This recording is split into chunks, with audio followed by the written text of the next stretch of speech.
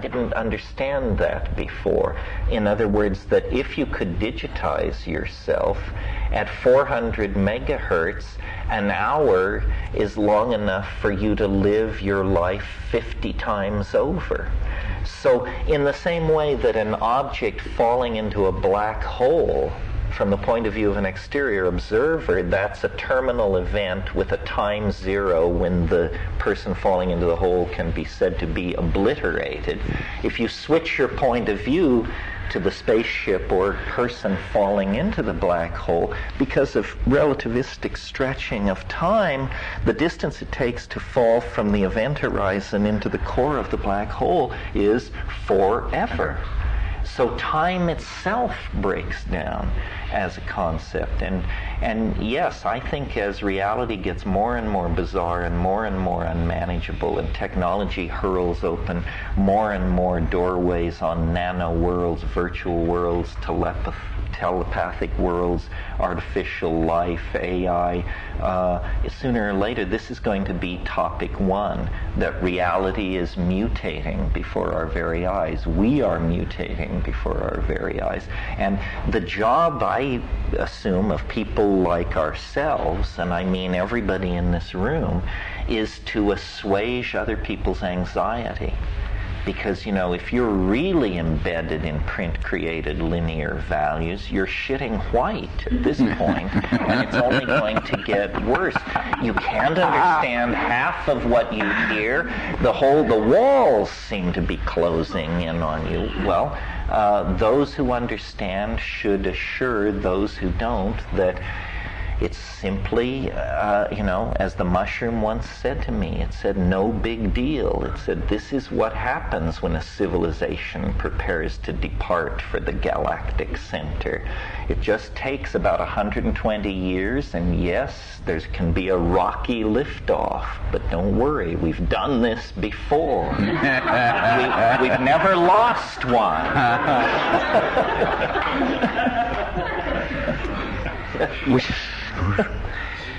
Which brings me to a question that's been burning, and in fact my friend James asked me about this earlier, which has to do with the anthropocentric role in the eschaton. Are we going to be booting the entire Gaian logos with us? Or, in other words, are we sort of the sex organs for that transformation? Or are we just going and leaving the earth to the birds and the bees, or are we leaving it a burnt-out husk? Which, I mean, it's a question to me of some relevance. I was having a discussion with someone today, and they said, well, look, the plant can die as long as the spores spread. My attitude on this is that it's a poor child that kills its mother. But of course, that's also a human point of view on that. Births sometimes are directly due to deaths. Well, I think it comes back to what we've been circling around here, which is ethics. As I'm sure you know, Frank Tipler wrote this book, The Physics of Immortality. The Physics of Immortality, and he argued in there that from certain ethical points of view, the technology that we're about to achieve carries with it the possibility of resurrecting the dead. Right. You touched on this earlier this afternoon. And he says that if you could resurrect the dead, there would be a moral obligation to do so. It's almost Mormon. Yes, it is almost Mormon. That having that power, you could not maintain your humanness by turning your back on the obligation.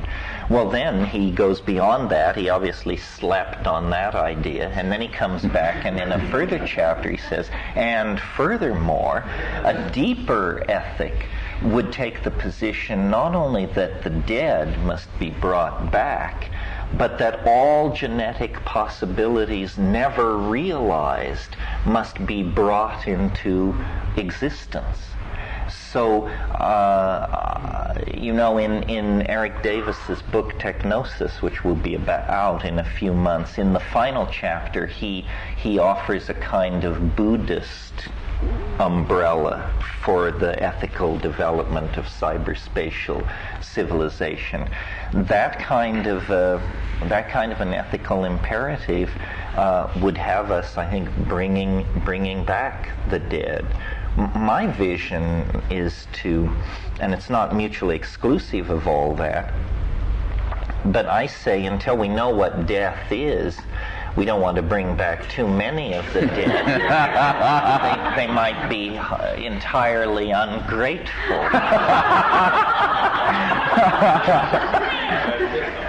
That was pure genius. They might be ungrateful, but an image which I can get into is the idea that what our human destiny is to bring intelligence, linguistically mediated intelligence, to all animate existence, and to create a world where every eye that looked out at the world was an intelligent and communicating eye. It's a sort of the lion lays down with the lamb deal. It's that we need not be separate. I mean, you want to have nodal intelligence.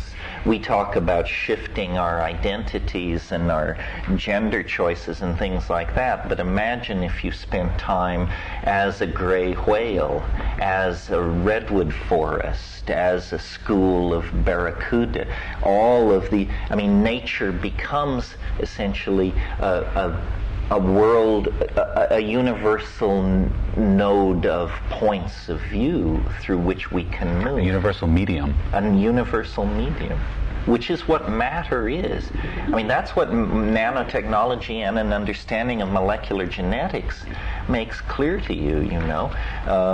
Molecular genetics is entirely mechanical as far as we know. In other words, radio does not play a role in the expression of the genes, or, I mean, maybe NMR and EMR, but generally speaking, we have gotten a very long distance modeling genetic process by assuming these things are simple lock and key mechanical systems which template and re-template information and transfer it that way. Somebody over here had a question. Just when you were kind of thinking about the death thing, it almost seems like that's a parallel, sort of the evolution of what we're trying to describe as consciousness. It's sort of being separate from the physical body. I mean, when you die, you leave that sort of another layer of a cocoon or a shell that those restrictions of the physical form has allowed the evolution of this higher form, which you can call consciousness, maybe you could even call spirit or something, which then leaves for the other matrix or the other plane on the other side of the black hole. Well, I'm not a big fan of ketamine particularly. But the one thing I did learn from ketamine was it entirely allowed me to conceive of consciousness without a body. More than any psychedelic I've ever taken, I seemed to myself utterly disembodied, and it seemed very euphoric to be in that state. So, you know, yeah, I think that the grammar of expectation is very limited. And one of the things that cyberspace and all this prosthesis is going to demand of us is that we unlearn our most basic assumptions of how being may be configured. You know, spatially divided minds, minds that can pull unlimited processing power to apply to a problem and then let go of it and fall back into individuality. We are very fixed in the expression of our conscious behaviors, but we're obviously designing very flexible alternatives. Yeah. For me, that leads to a number of other questions about, you know, it's like imagination to a certain degree being separate from that, and almost like the novelty issues and stuff. Well, I think that one way of thinking about the human journey and what's happening is that we are the creatures of the imagination. More than any other creature on the planet, this is where we like to spend our time. We have a very capable brain, and we like to look at trees of possibility, usually generated around the issues of erotic fantasy and food getting. But this has given us lots of practice with manipulating these what-if scenarios, and the whole history of invention is a history of what if, and people going out and trying the boomerang, the sharpened stick, the atlatl. Now the imagination has an almost Faustian pull on us. What will we, a very interesting exercise which was pressed upon me when I was in one of my most lit up states was imagine how you would live if you could live any way you want. Well, in the first 30 seconds, I imagined that maybe I would move into the St. Regis Hotel in New York City, send out to the Met to have the Vermeers delivered, and have my favorite chef moved in one floor above. But then you realize, no, the game was how would I live if I could live anyway? And then you realize how paltry that fantasy is. And in fact, you realize how paltry any fantasy you could generate would be. And you begin, and it's like a vertiginous epiphany. The walls fall away, and the walls fall away, and they fall away, and you just realize, my God, what real freedom is, I have never even contemplated what real freedom is. Well, in virtual reality, I think this is going to be the design, this is the design challenge. You are now free. What is it? And the most terrifying thing for most people is the black space of virtual reality. It's the unformed void before the objects are burped up into being. It's similar to the blank page for the writer. When you can do anything, you actually give it a long thought before you start doing things. I want to touch on something that you were just saying with respect to inhabiting the media of nature, because in fact there's been a work that's done in virtual reality, which was my first taste of it, and it was an epiphany. It transformed my thinking, and it was shown at the SIGGRAPH that we maybe met at in 1994, and it was a piece called Cyberfin, and it was a piece of virtual reality that involved almost no use of your eyes. But what you did is you lied on a very nice table, and the table was configured out of a gel with subsonic transducers in the gel. And then they would put some other speakers around you and ultrasonic transducers on your head. And what you would do is you would listen to what it was like as life as a dolphin. Because dolphins are not primarily visual creatures. They in fact have very poor sight. But what they do beyond all other things is they listen. They live in a world that's conditioned by what they hear, and they use their ears to hear and to see. And so as they played these dolphin songs, and there's a monitor, so you had something for your eyes to do, and there were some dolphins sort of hanging out in it, but you could hear. And I had a flash of realization that the dolphin hears with their entire body, which they do in fact. And for a moment, I could find myself transported into that moment of being. It was a trans-species communication. And I could recognize that when a dolphin hears the name of its friend, which it does when it's sounded, he can react to it over his entire body with joy and with recognition.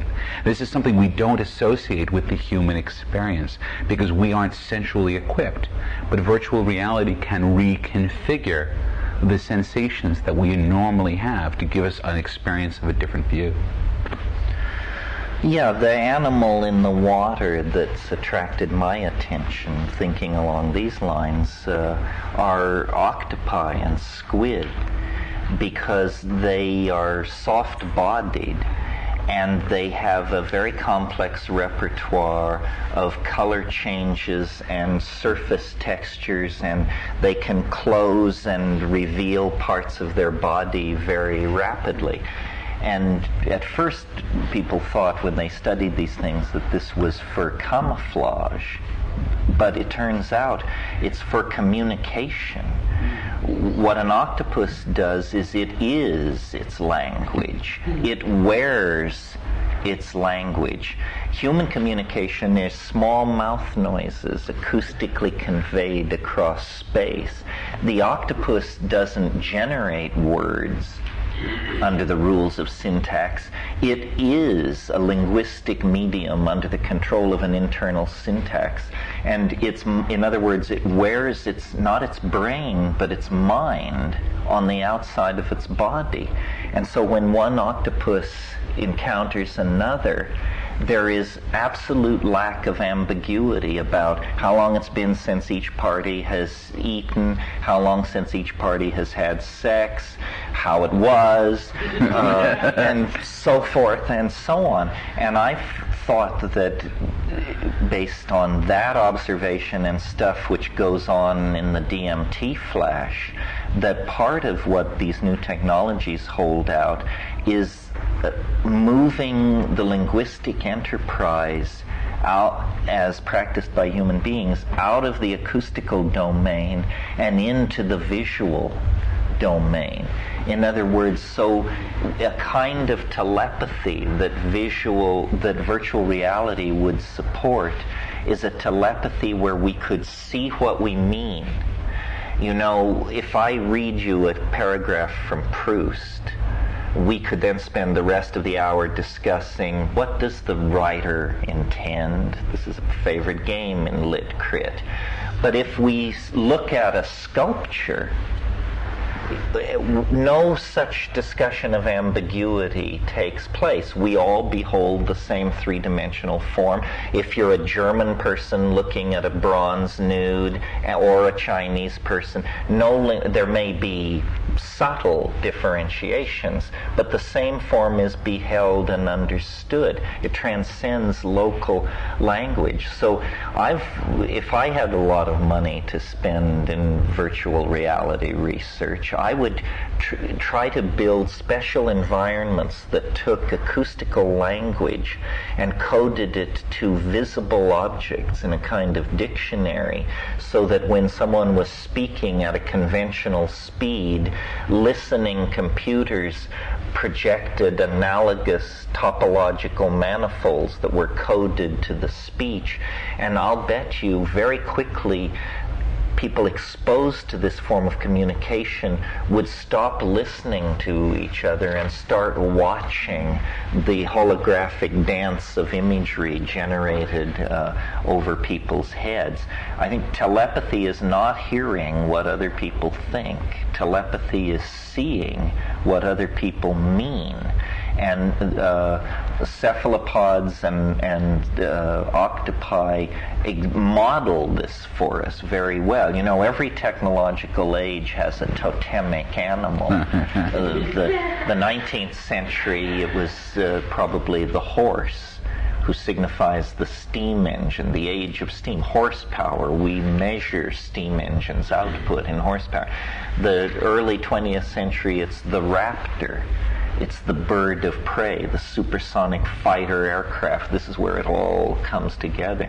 But in the informational future, I think, strangely enough, a creature as exotic and strange as octopi become a perfect totemic animal.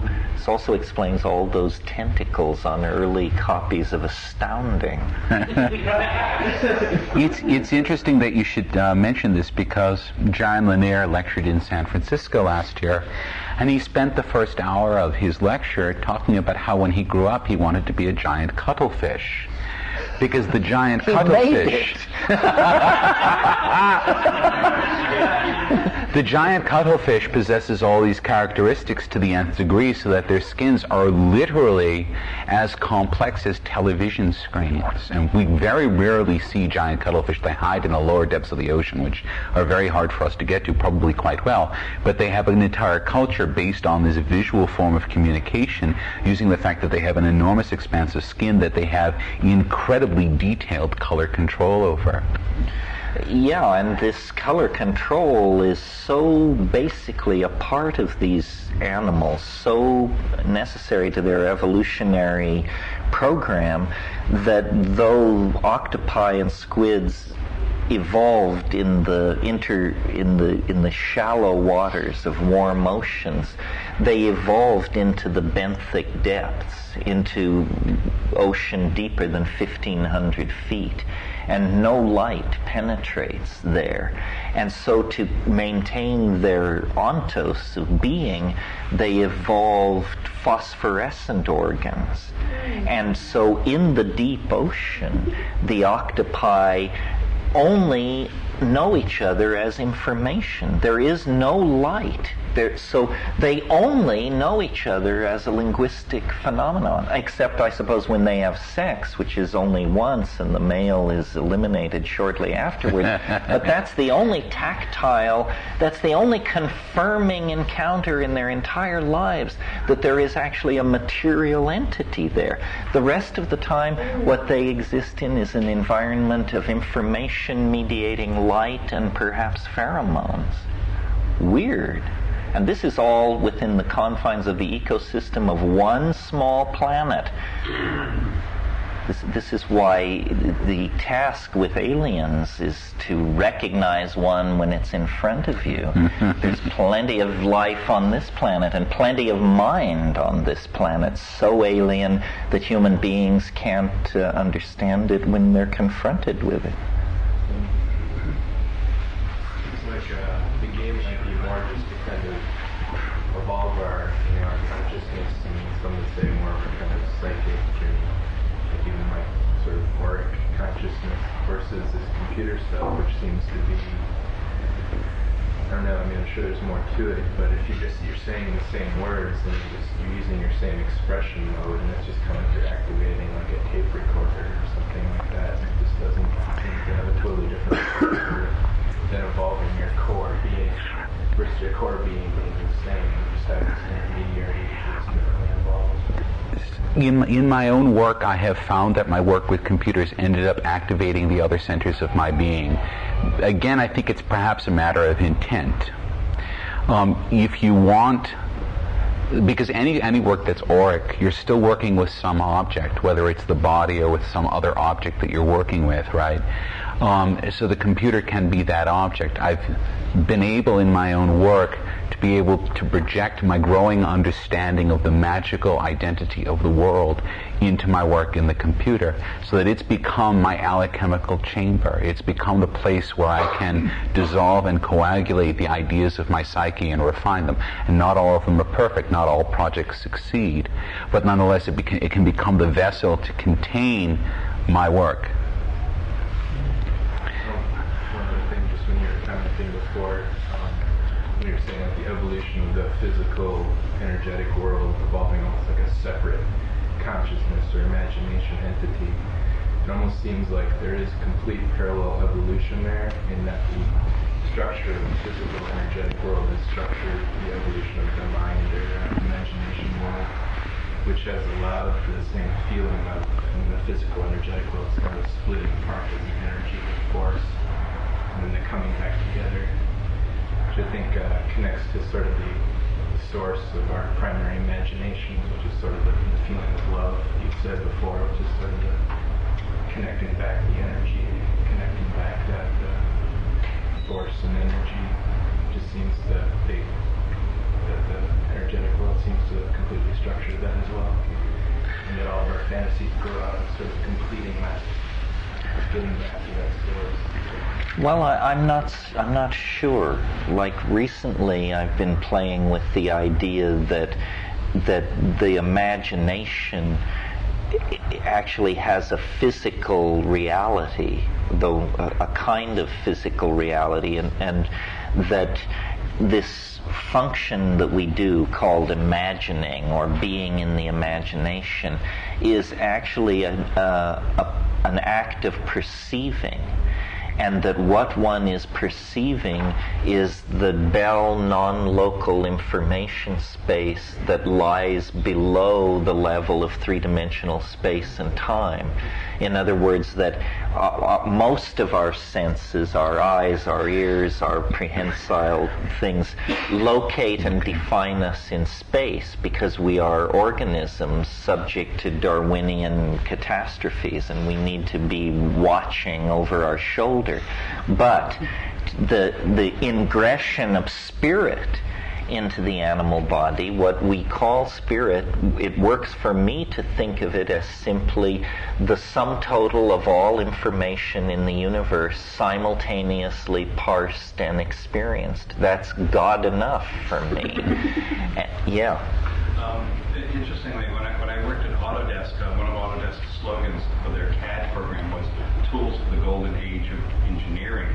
And when I first met Mark and we were working, both working in the virtual reality angle, I was working at Autodesk, he was at Ono Sendai.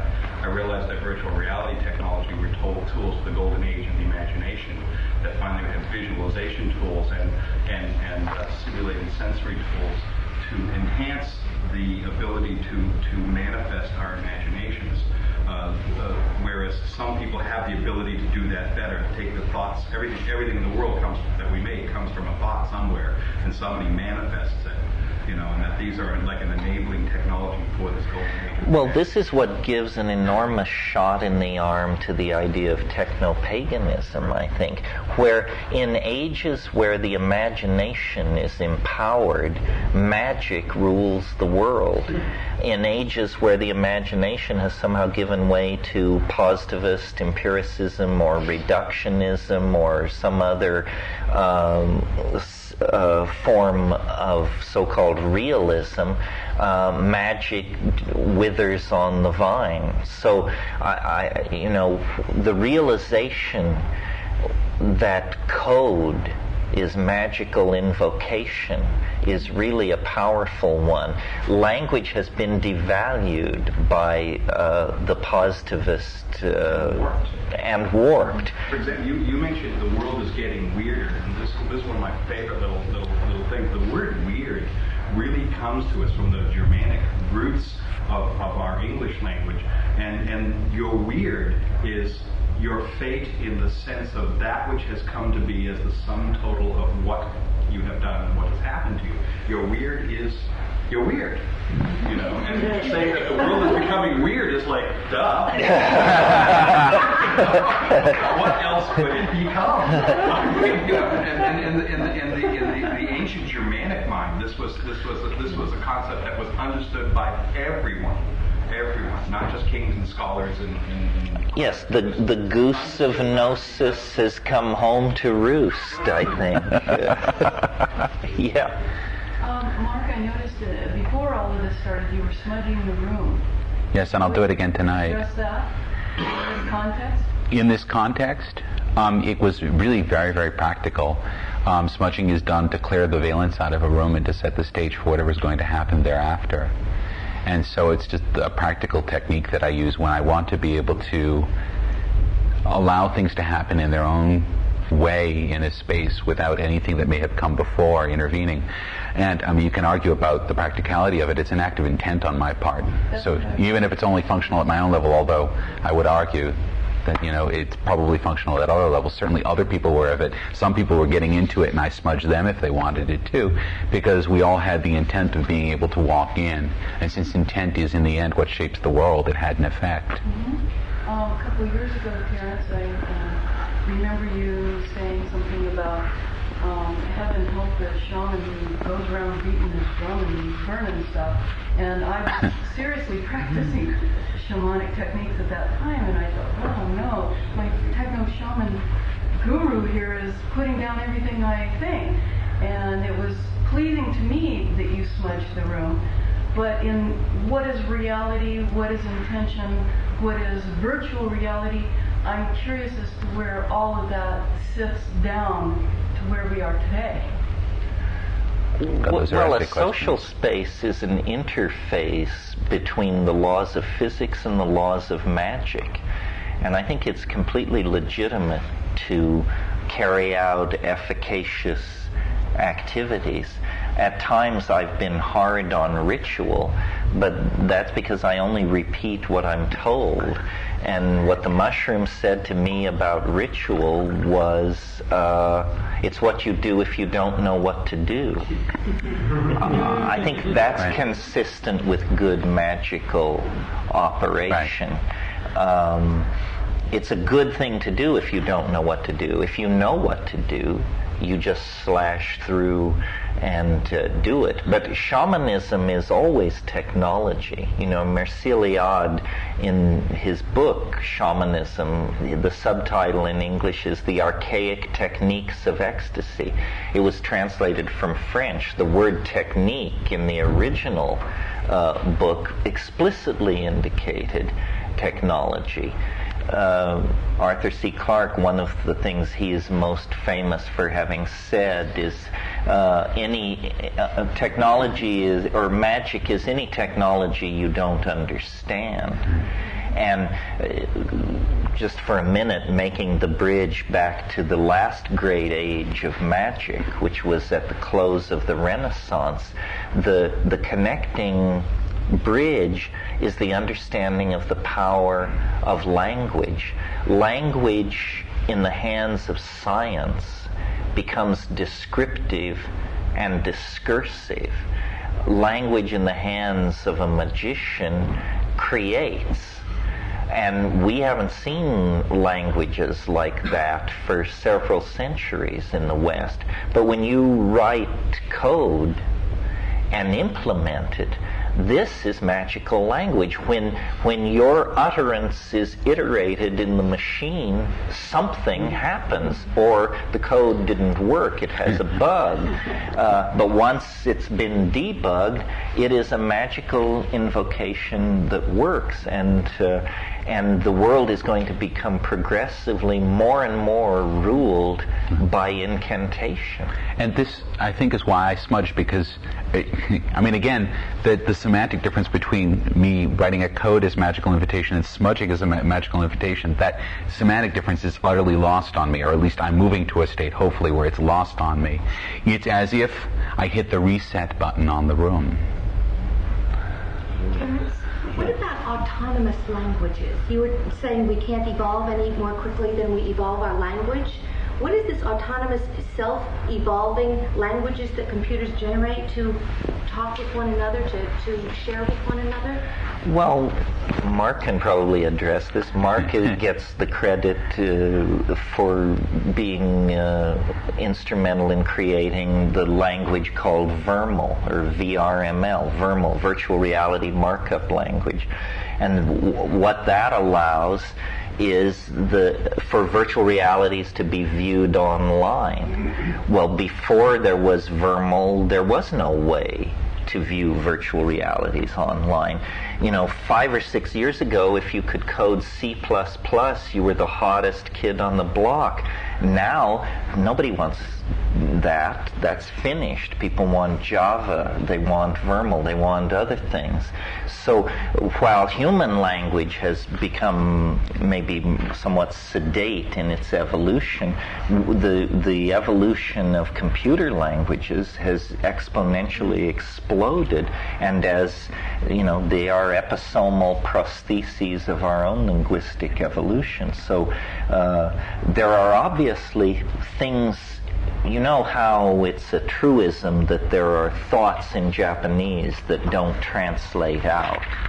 Well, then in each of these computer languages, there must be implementation possibilities that cannot be done any other way.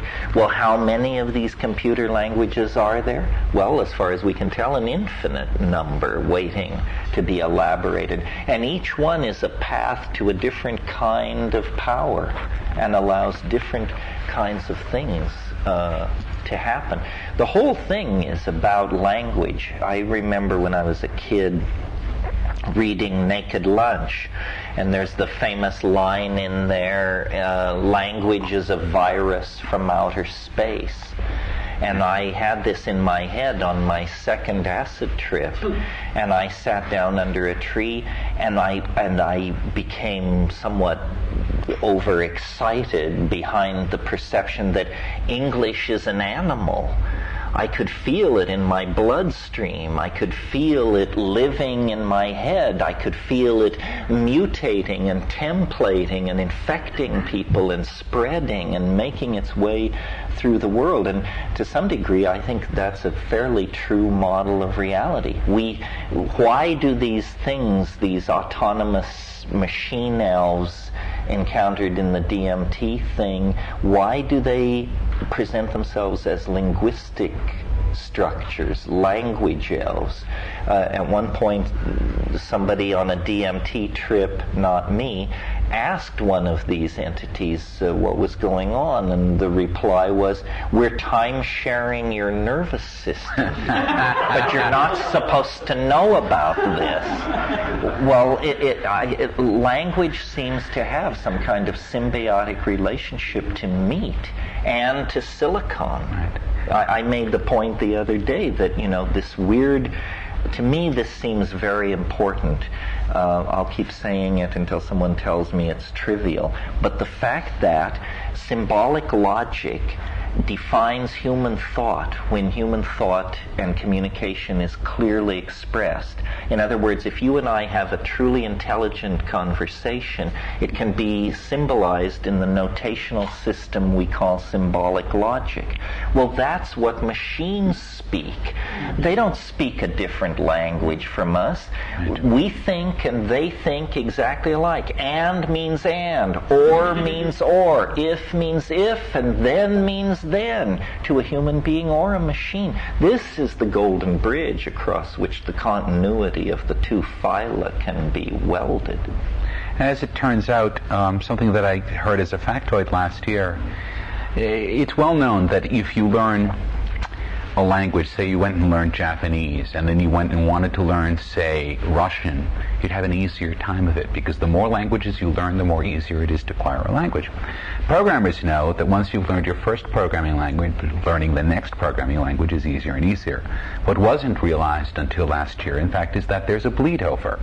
That in fact, the more languages you can speak, the easier it is for you to acquire a programming language, and the more programming languages you know, the easier it is to acquire a human language. All right, so the linguistic structures that are being manipulated as we work with code are identical. They're not separate from linguistic structures that we use to speak with people. So at some level within us, there's a unity between them. Is there such a thing as autonomous languages, self-evolving languages that computers evolve themselves? You could say A-Life, I would suppose, represents a class of that. Mm-hmm. So in a sense that a genetic code could be written or seen as being a language, then yes, there are systems that can already evolve their own genetic codes and modify their own genetic codes to suit particular tasks, to suit the environment that they're functioning in. We know that when they run, for instance, one of the things that was done a few years ago by the cypherpunks is they ran a barter simulation among a whole set of machines, and very quickly the machines developed the abstract concept of money. It just sort of emerged because it was a much easier way of carting things around, and so they just got over it.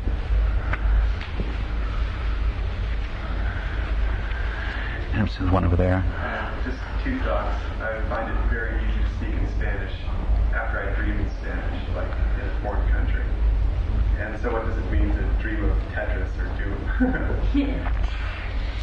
Probably the same thing. If you can dream in a coding language, you've arrived in some sense. Right. Certainly, I know with my own experience with Tetris, and I know this has happened to many people who became addicted to Tetris, that you go through a period where you dream Tetris, and then all of a sudden, Tetris is no more fun because you can basically play it. You've gotten the game, and there's It's a simple language. It's a simple language, and once you've acquired the language, the game of trying to learn the language, which is what the game is, becomes uninteresting. But at some point, it's affected the way your mind works, and I think they know, don't they know that in fact brains function differently after they've learned Tetris than before? Yes. So there's something about the nature of the interactivity and the flow of information that's really affecting your biology. And basically what's happening is you're learning to intuitively manipulate three-dimensional forms in space with much greater facility than if you didn't have that learning pressure on you. It's similar to that romantic notion these days that if you let children listen to Mozart and suddenly they become more intelligent. It sounds to me now like that actually works. Well, I know Tetris gives you spatial command skill. I don't know if Mozart makes you more intelligent. I always think of Hannah Arendt's conundrum that she poses in The Banality of Evil, where she says, the task for the 20th century is to understand how someone could spend a busy day pushing Jews into ovens and then go home, put their feet up, pour a little schnapps, and listen to Bach's choral preludes with a complete appreciation of what it is. I mean, that is the horror of the multiple personality fragmentation carried to the nth degree.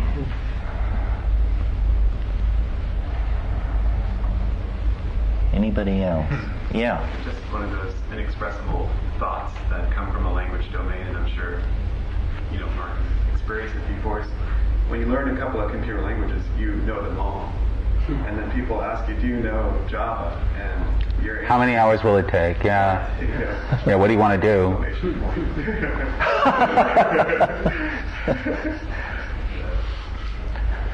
Well, one of my fantasies about all of this, one I don't take very seriously, is that as we get closer to the Y to K crunch, it will disappear invisibly ahead of us because it's an internally generated crisis that will flush the AI out where we can see it. Because since we can't fix the problem, it will, and in so doing it will tip its existence. We will realize that there is a Deus ex machina, and it's trying seriously to put corks in the bottom of the rowboat. As if it's a crisis that if a computer printout spits out 00 as a date in that particular time, that the human beings handling this resulting paperwork are not going to understand that this is 1900 or 2000. It's like they're already assuming that the machines are running everything, and that they have to remember that there are still humans involved. There are humans still in the loop. That's right. A few. But is that contingent? Yeah, I've heard people say the real problem is the year 10K, because no doubt they'll fix it for 4 digits, but in the year 10,000, they will. And then a total fracture of everything. Now we can just spend cash if we have. Well, if there's not an AI that can't fix it in 10,000, I'm a monkey's uncle. Susan? The Y2K issue made me think that I hope that all the technology that you're going towards really does happen quickly, because I'm sitting here watching every day in the news about the very just noticeable difference of the ecological situation on this planet that has happened in the last year, and it's I don't think going to go back to the normal that we were used to. And I don't know if anybody followed the Grand Forks Herald story last year. They won a Pulitzer Prize for community service reporting, because basically Grand Forks went away, is gone from a huge flood, and the people there had to really, it